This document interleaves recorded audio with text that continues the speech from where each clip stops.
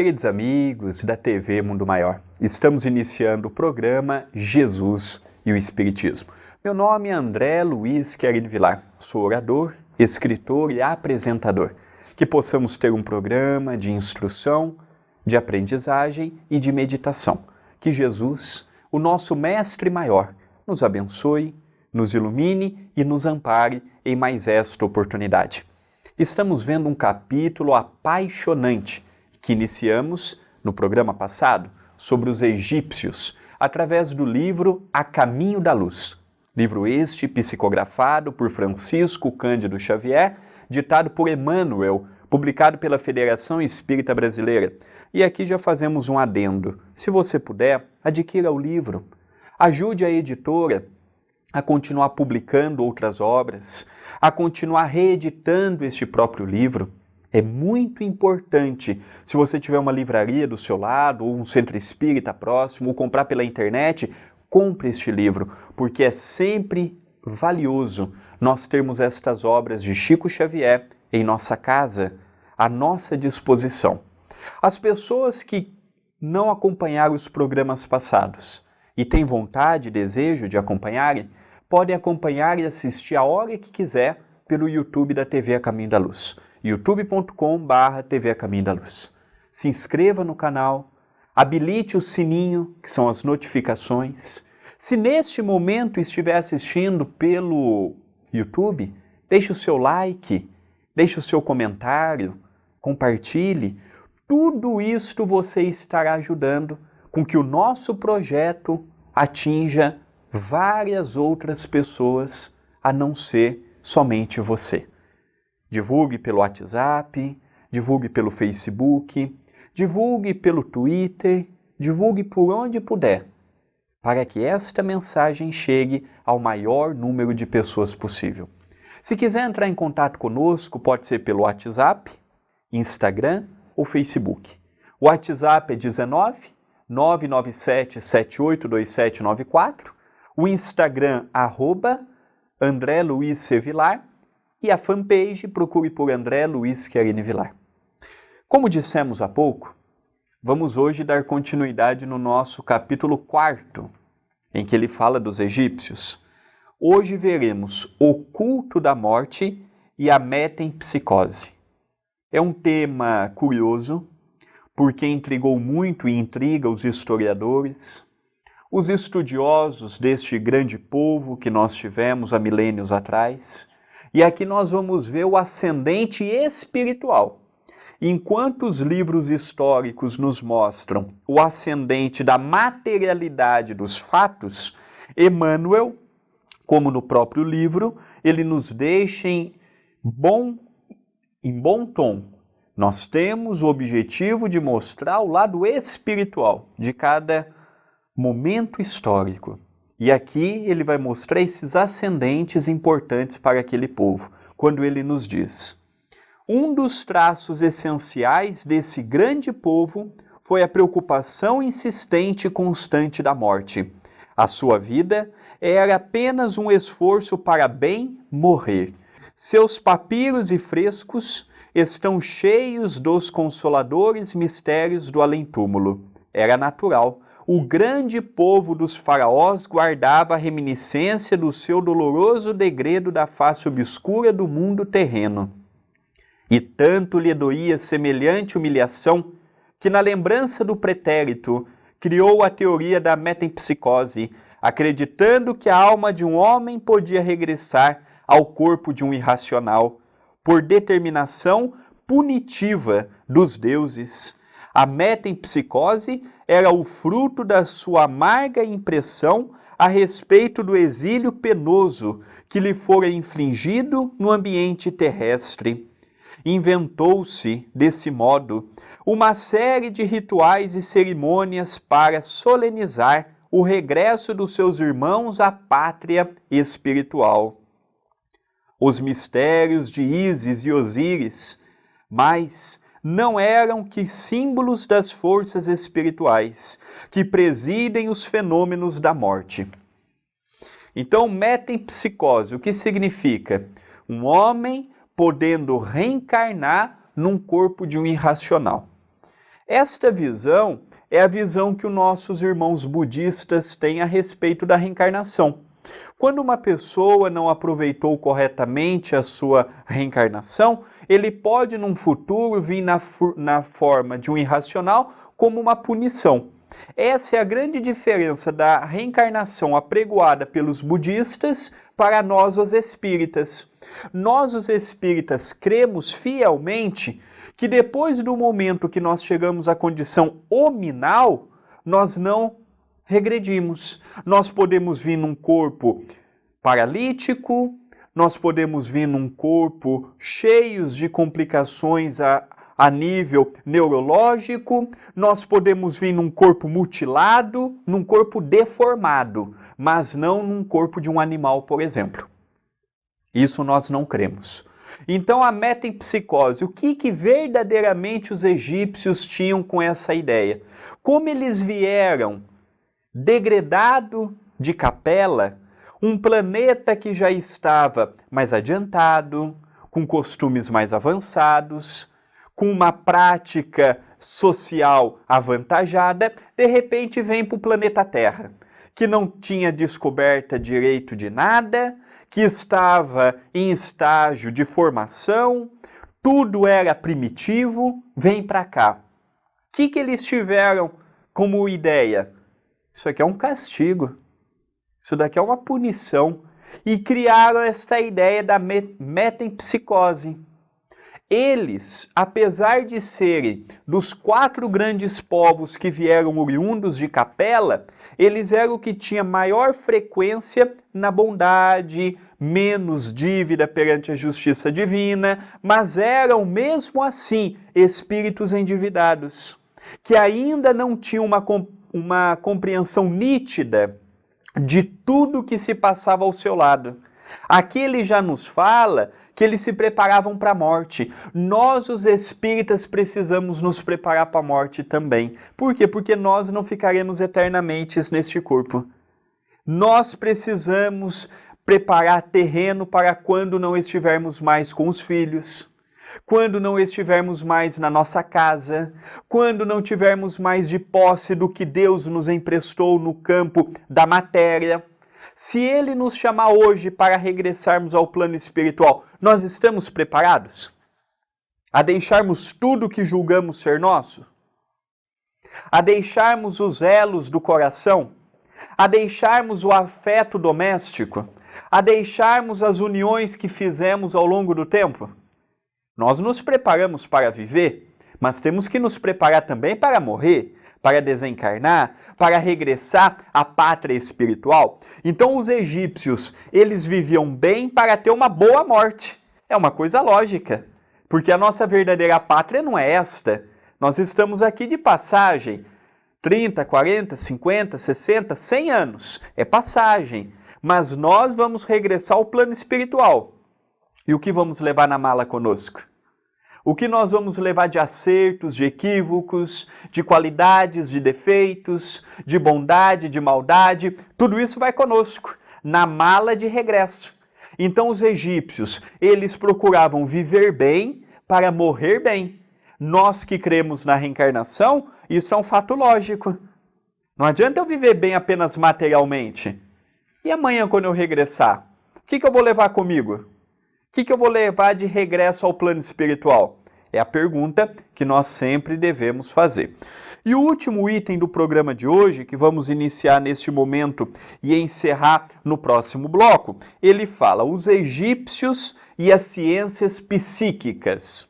As ciências psíquicas da atualidade eram familiares aos magnos sacerdotes dos templos. O destino e a comunicação dos mortos e a pluralidade das existências e dos mundos eram, para eles, problemas solucionados e conhecidos. O estudo de suas artes pictóricas positivam a veracidade destas nossas afirmações. Num grande número de frescos, apresenta-se o homem terrestre, acompanhado do seu duplo espiritual. Os papiros nos falam de suas avançadas ciências nesse sentido, e através deles podem os egiptólogos modernos reconhecer que os iniciados sabiam da existência do corpo espiritual, pré-existente que organiza o mundo das coisas e das formas. Seus conhecimentos a respeito das energias solares, com relação ao magnetismo humano, eram muito superiores ao da atualidade. Desses conhecimentos nasceram os processos de mumificação dos corpos, cujas fórmulas se perderam na indiferença e na inquietação dos outros povos. Então nós vamos parar a leitura aqui, continuarmos no próximo bloco, porque aqui já temos um pouquinho também de noção. Então, quando ele fala que a ciência psíquica da atualidade, os magnos sacerdotes da época já compreendiam, o que isso significa? Que hoje, o que nós temos de avanço na psiquiatria, na psicologia, no psique humano, na compreensão do passado, do presente e do futuro, nas ideias trazidas por Freud, Jung e outros grandes trabalhadores do bem que avançaram e muito nesta pavimentação da psicologia humana, tudo isso eles já compreendiam naquela época. Para nós é novidade. Para nós, 200 anos atrás, nós não falaríamos o que falamos hoje em termos de avanço da psicologia humana, de analisarmos que cada um é uma ferramenta individual, que o certo para um não é o certo para outro, que o bonito para um não é o bonito para outro. E para lá de tudo isso, nós temos o Espiritismo, que mostra o passado interferindo no presente, a existência passada interferindo na existência presente, o corpo passado interferindo no corpo presente, os dramas do passado interagindo com os dramas do presente, as lutas de ontem procurando soluções no agora. Então tudo isso que nós travamos aqui, estas situações da reencarnação, da vida em outros planetas, da vida em outras dimensões, da continuidade do progresso humano, isso não é novo. Os papiros, os frescos dos egípcios já falavam com muita propriedade de tudo isto. E no segundo bloco, assim que nós retornarmos, nós vamos dar continuidade nesta temática, que é muito importante. É uma temática muito curiosa, porque a história não guardou. O processo de mumificação, por exemplo, tinha uma finalidade. O processo do cortejo fúnebre tinha uma finalidade. O porquê eles eram, ao serem enterrados, ia cheio de relíquias, de alimentos, mumificado, tinha uma finalidade. Nós vamos para um intervalo e já continuaremos com esta temática palpitante.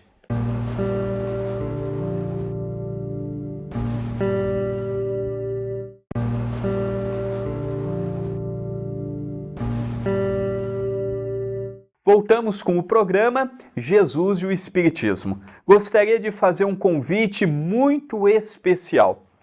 Todas as segundas-feiras, das 19 às 19h20, temos feito o programa Ondas de Luz, direto do Centro Espírita Perdão, Amor e Caridade, aqui na cidade de Itapira, no estado de São Paulo. É 20 minutos apenas, é das 19 às 19h20. É presencial para quem é de Itapira e da região, e também pode ser acompanhado via internet, através do canal do YouTube da TV A Caminho da Luz, da minha fanpage e do meu Instagram. Só que o Instagram, passado 24 horas, ele naturalmente deixa de estar no Instagram. No YouTube e no Facebook, você pode assistir aos programas anteriores a hora que quiser. O programa Ondas de Luz está estudando o livro Voltei, da Lavra Mediúnica, de Francisco Cândido Xavier, ditado pelo espírito de Irmão Jacó, pseudônimo de Frederico Figner. Livro este publicado pela Federação Espírita Brasileira.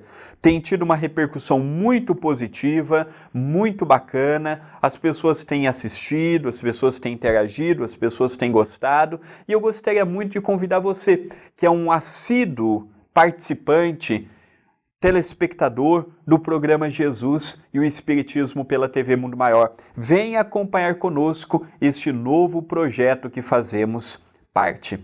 Que alegria em estarmos no programa de hoje, vendo esta temática que tanto clareia as nossas ideias. Que beleza, Emmanuel, este sábio que acompanhou Chico Xavier, podendo nos trazer estas informações que há muito desejávamos ter, que há muito desejávamos conhecer, que há muito desejávamos penetrar, mas que não dávamos a devida importância, o devido valor, não estudávamos como deveríamos estudar. Que bênção nós podemos hoje compreender estas máximas que tanto nos ensina. Emmanuel está nos falando sobre os egípcios e as ciências psíquicas, e ele continua nos alertando. Seus reis estavam tocados do mais alto grau de iniciação, enfeixando nas mãos todos os poderes espirituais e todos os conhecimentos sagrados. É por isso que a sua desencarnação provocava a concentração mágica de todas as vontades no sentido de cercar-lhes o túmulo de veneração e de supremo respeito. Esse amor não se traduzia apenas nos atos solenes da mumificação. Também o ambiente dos túmulos era santificado por um estranho magnetismo. Os grandes diretores da raça, que faziam jus a semelhantes consagrações, eram considerados dignos de toda a paz no silêncio da morte. Nessas saturações magnéticas, que ainda aí estão a desafiar milênios, residem as razões da tragédia amarga de Lord Carnarvon e de alguns dos seus companheiros que penetraram, em primeiro lugar, na câmara mortuária de Tutankhamon. E ainda por isso é que muitas vezes, nos tempos que correm, os aviadores ingleses observam o não funcionamento dos aparelhos radiofônicos quando as suas máquinas de voo atravessam a limitada atmosfera do Vale Sagrado. Então aqui nós já observamos o curioso efeito de todo este magnetismo que naquela época estava apregoado. Aqui nós começamos a observar como era interessante estes rituais, estes momentos em que eles conseguiam aliar, através do pensamento elevado e através da compreensão e da doação do magnetismo de que todos nós possuímos, eles conseguiam impregnar toda aquela câmara mortuária, fazendo com que este lord inglês, quando teve a oportunidade de chefiar uma destas expedições, ficou altamente perturbado, gerando a sua desencarnação, quando ele teve acesso, em primeiro lugar, àquela câmara que Emmanuel nos narra. Olha que fato curioso, olha que fato interessante. Até hoje, verifica-se ainda fenômenos estranhos, quando os aviões, por exemplo, vão passar, quando falham os equipamentos, quando por algum motivo sai de sintonia, sai de precisão, o que era para ser uma coisa altamente precisa, sendo ligada por satélites, caminhando pelas ondas, sem qualquer interferência de obstáculos. Olha que fato interessante, o magnetismo daquela época. Passaram-se milênios e até hoje verifica-se o que Emmanuel nos disse na década de 30, no século passado. Até hoje a ciência ainda não conseguiu, de modo absoluto, de modo resoluto, resolver este problema que verificou-se e verifica-se na atualidade.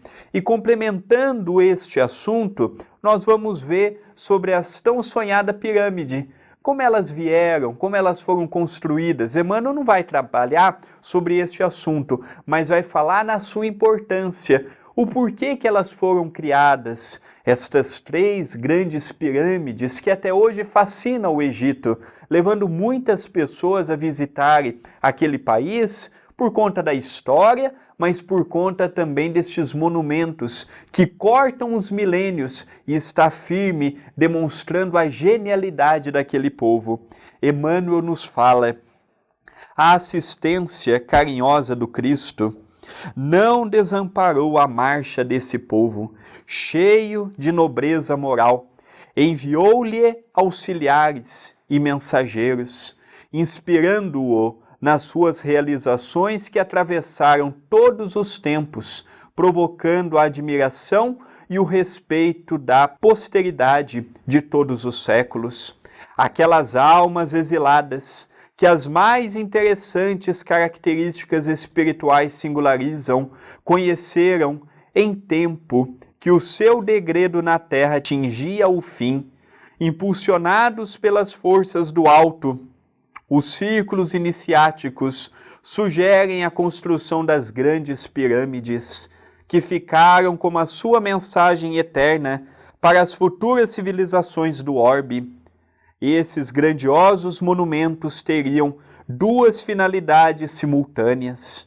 Representariam os mais sagrados templos de estudo e iniciação, ao mesmo tempo que constituiriam para os pósteros um livro do passado com as mais singulares profecias em face das obscuridades do porvir. Levantaram-se destarte as grandes construções que assombram a engenharia de todos os tempos. Todavia, não é o colosso de seus milhões de toneladas de pedra, nem o esforço hercúleo do trabalho de sua justa posição o que mais empolga e impressiona a quantos contemplam esses monumentos. As pirâmides revelam mais extraordinários conhecimentos daquele conjunto de espíritos estudiosos das verdades da vida. A par desses conhecimentos encontram-se ali os roteiros futuros da humanidade terrestre.